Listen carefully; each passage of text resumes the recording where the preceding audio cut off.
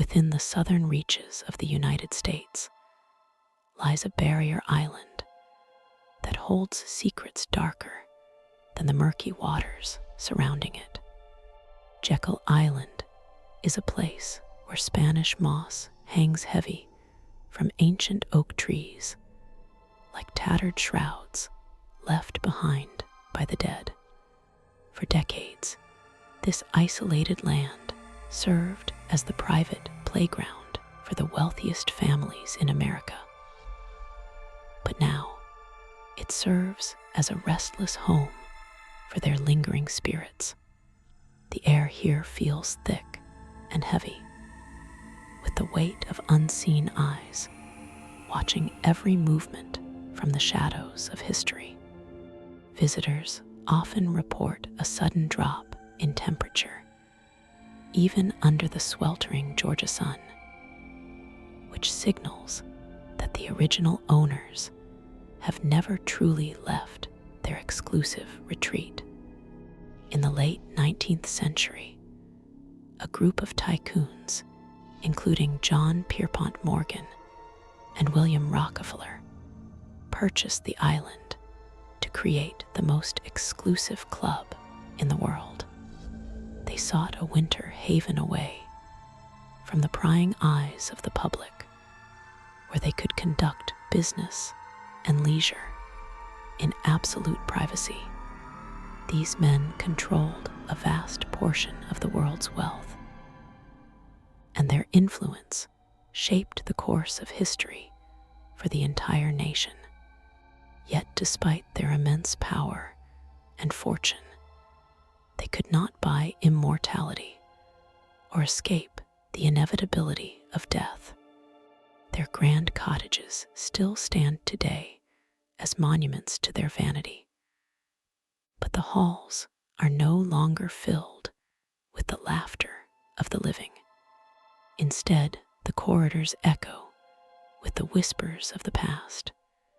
The exclusivity of the Jekyll Island Club meant that only the chosen few could ever set foot upon its pristine shores during its golden era. Armed guards patrolled the perimeter to ensure that no uninvited souls disturbed the relaxation of the elite members.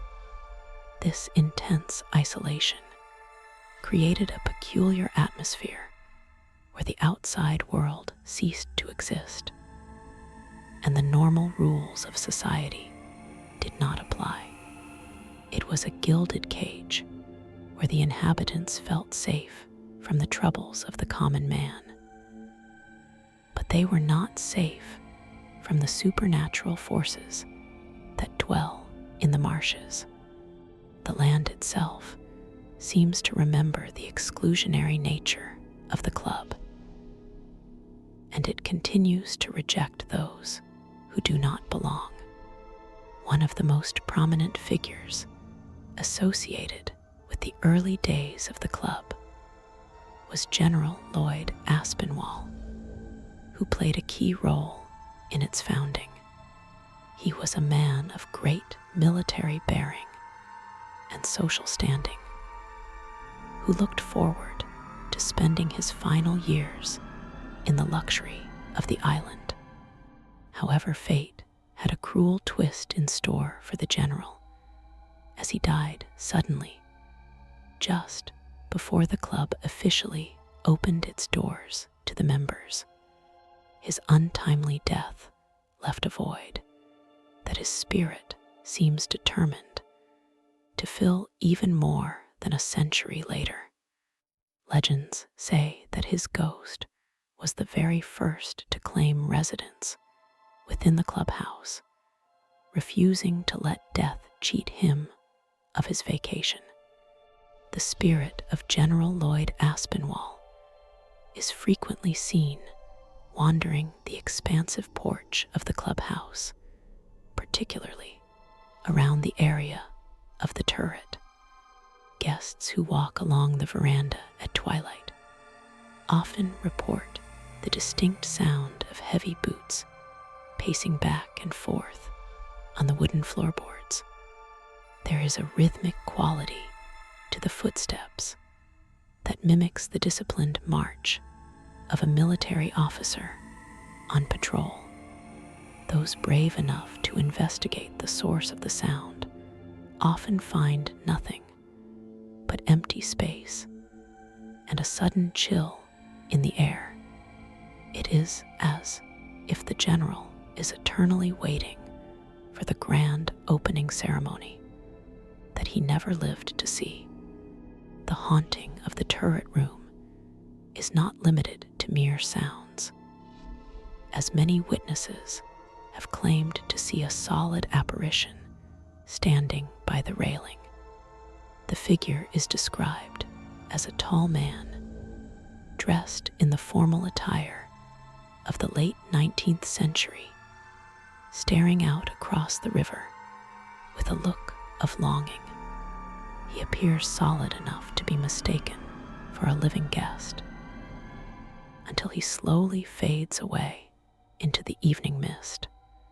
Some employees have refused to clean that specific area of the porch after dark because they feel an overwhelming sense of sadness and frustration emanating from the spot.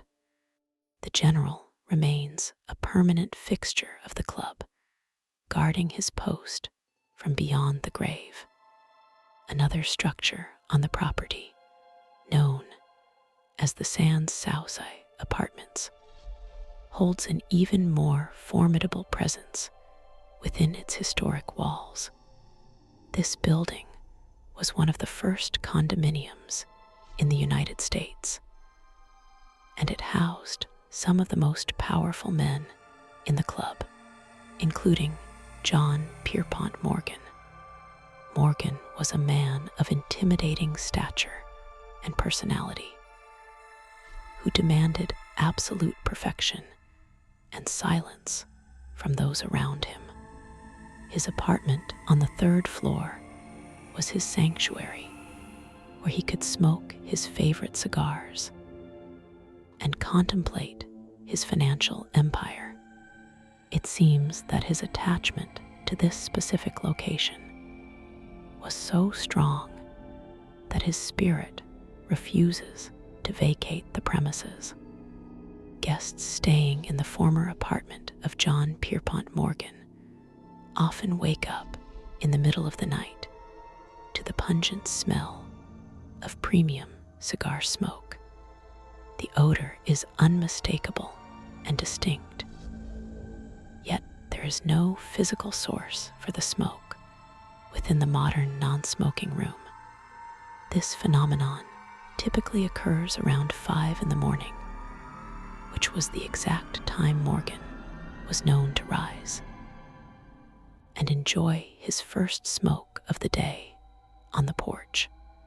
The scent is often accompanied by the rustling of a newspaper and the feeling of a heavy presence sitting in the corner of the room. It is a terrifying intimacy to share a room with the ghost of a robber baron.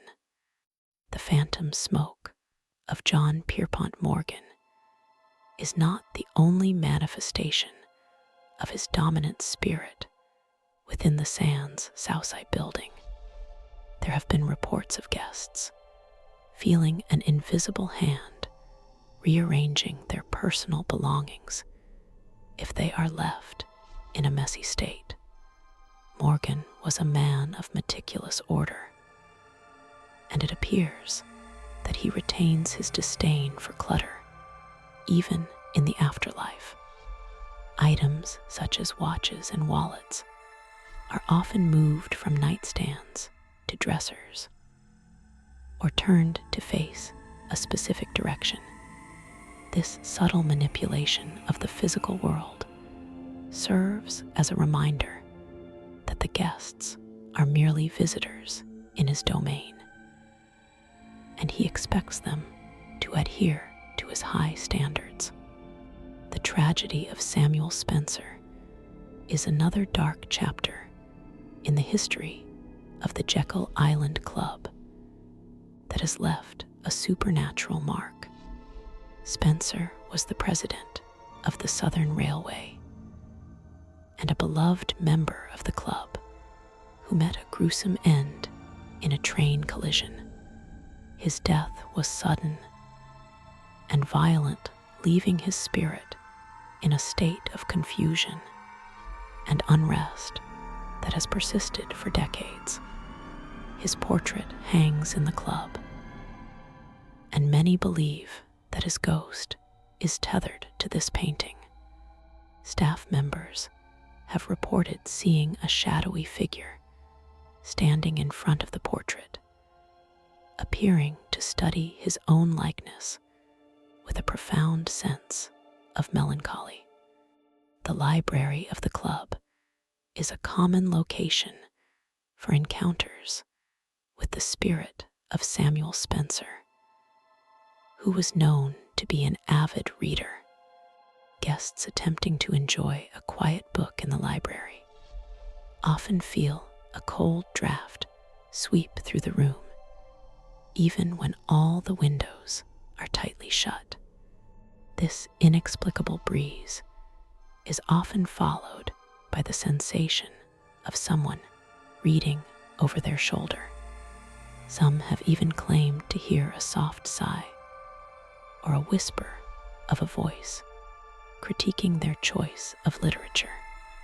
The energy in the library can shift from cozy to oppressive in a matter of seconds, driving many people to leave the room in a hurry. While the millionaires are the most famous ghosts of the island, the servants who catered to their every whim also linger in the shadows. The club relied on a vast army of staff to maintain the illusion of effortless luxury, and many of them lived and died in service to the wealthy.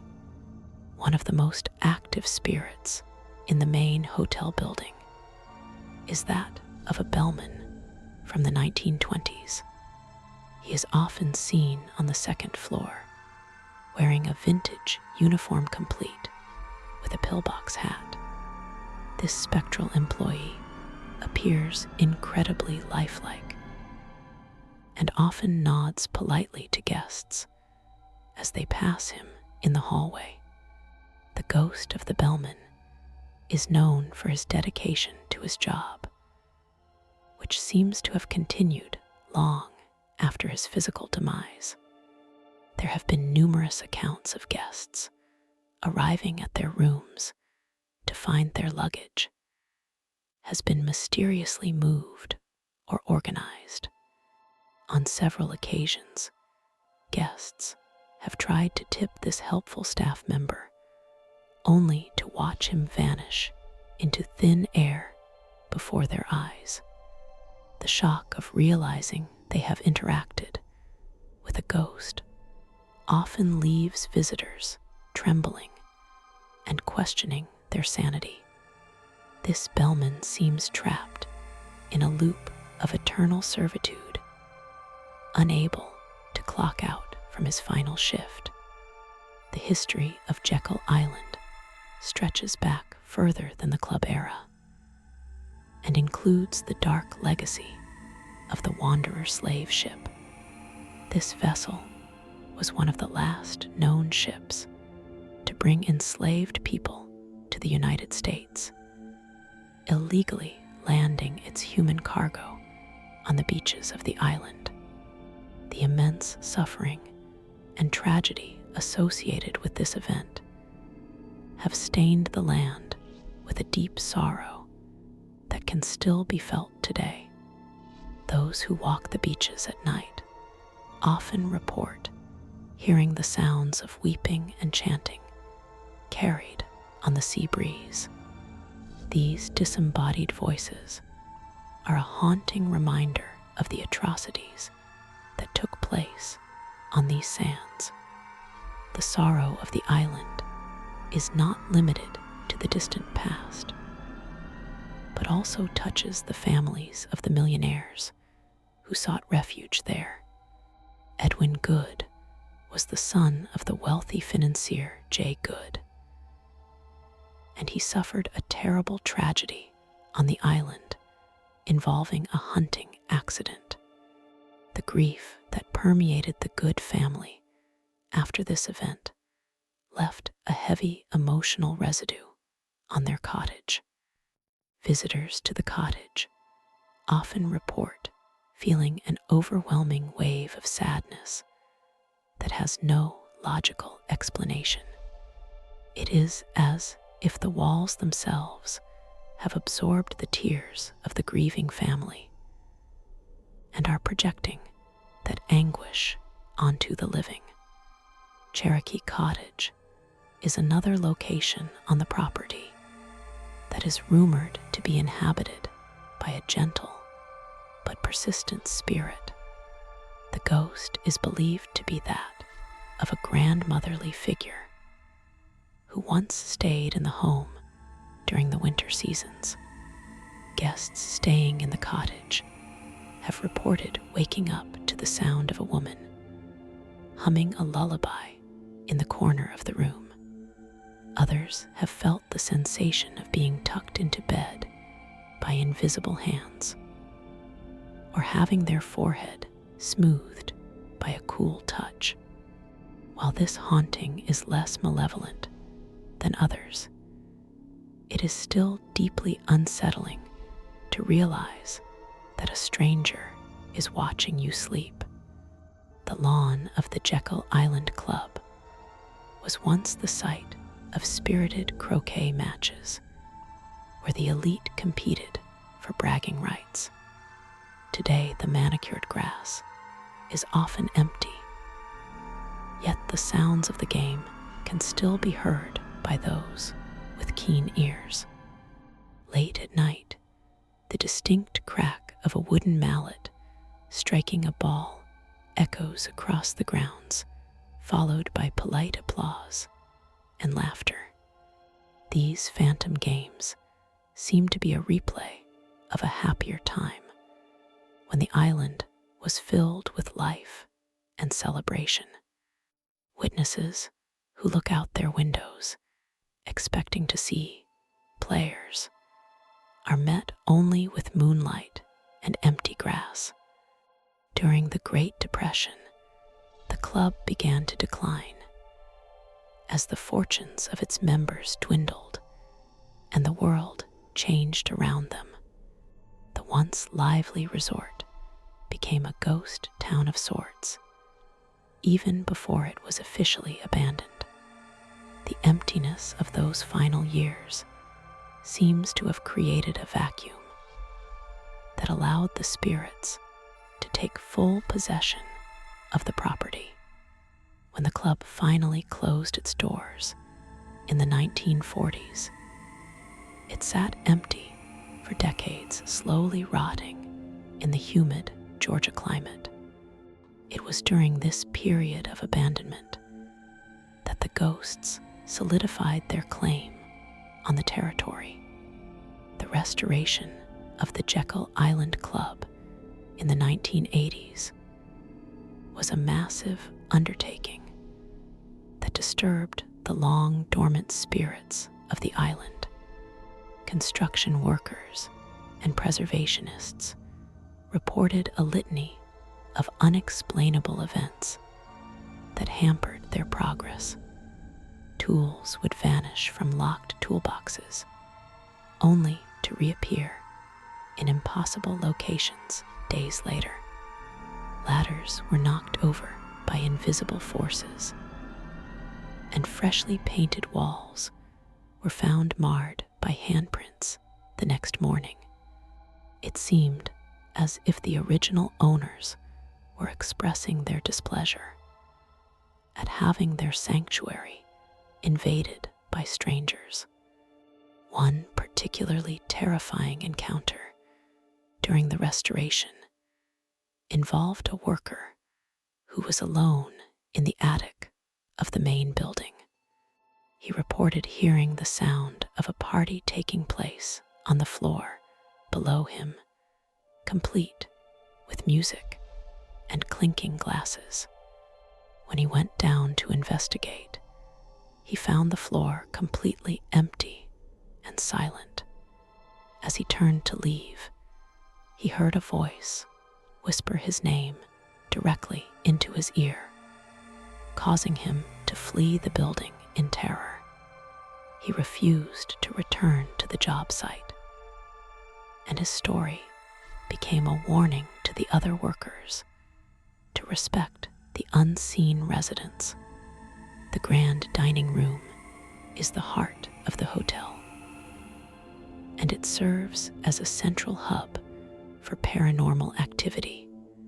This vast room, with its high ceilings and white columns, has hosted countless galas and dinners for the most powerful people in history. Staff members setting up for breakfast in the early morning hours often hear the sounds of a busy restaurant before the doors even open. The murmur of conversation and the clatter of silverware creates a soundscape of a spectral banquet. When the lights are fully turned on, the sounds cease, abruptly leaving the staff in a deafening silence. A secret meeting that led to the creation of the Federal Reserve System was held on Jekyll Island, adding a layer of conspiracy and intrigue to its history. The intense secrecy and high stakes of this meeting generated an immense amount of psychic energy that still lingers in the designated conference rooms.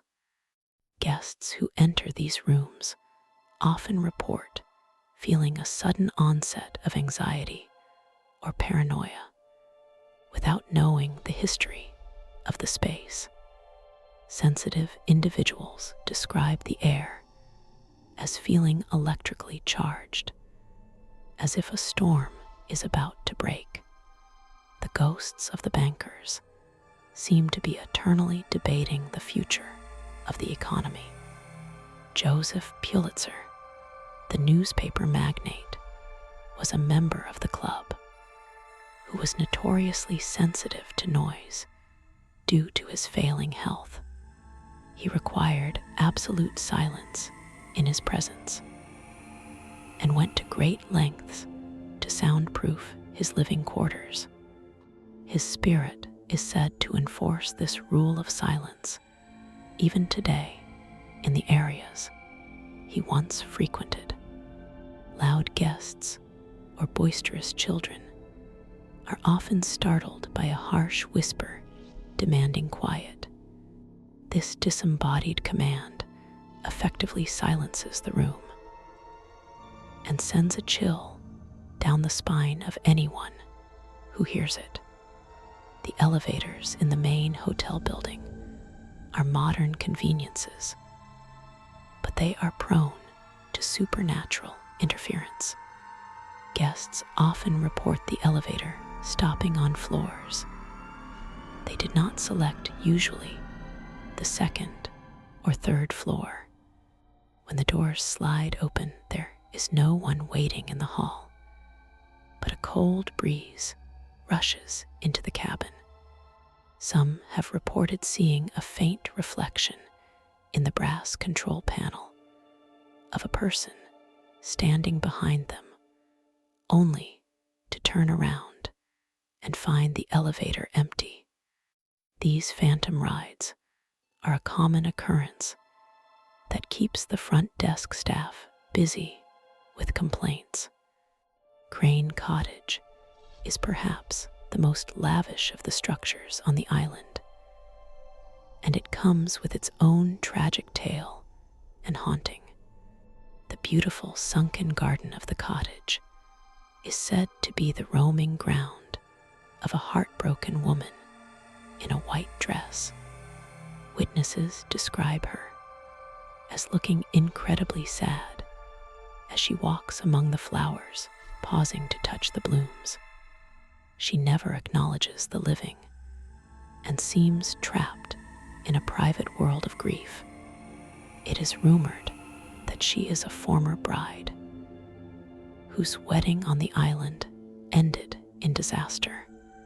The marshes that surround the island are not just a habitat for wildlife, but also a hiding place for darker entities. Fishermen and kayakers who venture into the tidal creeks at dusk have reported feeling as though they are being stalked. Strange lights that do not resemble fireflies or flashlights have been seen bobbing in the distance, deep within the grass. These will owe the wisps are said to lure the unwary off the safe path and into the treacherous mud. The locals warn against following these lights, no matter how curious one might be. There is a small bridge on the island that has gained a reputation for being a crossing point between the worlds of the living and the dead. Drivers crossing this bridge late at night have reported their headlights dimming or flickering uncontrollably. Some have even claimed to see a figure standing in the middle of the road, forcing them to slam on their brakes. When they exit the vehicle to check on the pedestrian, the road is completely empty. This phantom hitchhiker is a classic trope, but the terror it inspires is very real. Skeptics who visit the Jekyll Island Club often arrive with a cynical attitude, but leave with a newfound respect for the unknown. There are specific room numbers that are whispered about among the staff as being particularly active. In these rooms, guests have reported waking up to find their covers pulled off the bed or their pillows thrown across the room. The activity seems to be mischievous rather than harmful, but it is enough to prevent many from getting a good night of sleep. The front desk is well accustomed to requests for room changes in the middle of the night. A guest staying in the annex building reported a chilling encounter with a phantom valet who insisted on helping him dress. The guest was preparing for a formal dinner when he saw a man in a dark suit standing by the wardrobe holding out a coat. Assuming it was a staff member, the guest reached for the coat, only for the man to dissolve into mist.